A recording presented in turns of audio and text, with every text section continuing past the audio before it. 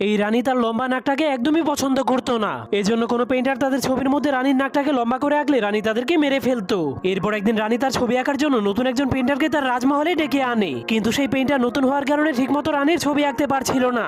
এজন্য সে ওই রাজমহলের ঝাড়ুদারকে ছবি আঁকার দায়িত্ব দিয়ে নিজে সেই রাজমহলটাকে ঝাড়ু দিতে শুরু করে দেয়। তখন সেই ঝাড়ুদার অনেক কষ্ট করে রানীর ছবি এঁকে দেয়। এরপর ছেলেটা সেই ছবিটাকে নিয়ে রানীকে দেখানোর জন্য নিয়ে যায়, কিন্তু তখনই একটা মাছি তাকে অনেক বিরক্ত করতে শুরু করে দেয়। এজন্য সে তার হাত দিয়ে মাছিটাকে মারতে গেলে মাছিটা বেঁচে যায়, যার কারণে সে অনেক রেগে রানীর সেই পেইন্টিং দিয়ে মাছিটাকে মারতে শুরু করে দেয়, যার ফলে অবশেষে সেই মাছিটা মরে যায়। কিন্তু সে তার হাত সরানোর পর দেখতে পায় মাছির রক্ত রানীর নাকের উপরে লেগে গিয়েছে, যার কারণে সে অনেক ভয় পেয়ে সেই রক্ত মোছার জন্য রানীর নাকটাকে ঘষতে শুরু করে দেয়। কিন্তু সে দেখতে পায় ঘষার কারণে রানীর পুরো নাকটাই মুছে গেছে। এজন্য সে নাকটাকে আবারও আঁকতে গেলে সেই নাকটা আরো খারাপ হয়ে যায়। কিন্তু এরপর সিপাহীরা তাকে ধরে রানীকে সেই ছবি দেখানোর জন্য রানীর কাছে নিয়ে যায়। এরপর সে রানীকে সেই ছবিটাকে দেখাতে শুরু করে। তখন রানী মন দিয়ে সেই ছবিটাকে দেখার কারণে সেই পেইন্টার অনেক ভয় পাচ্ছিল।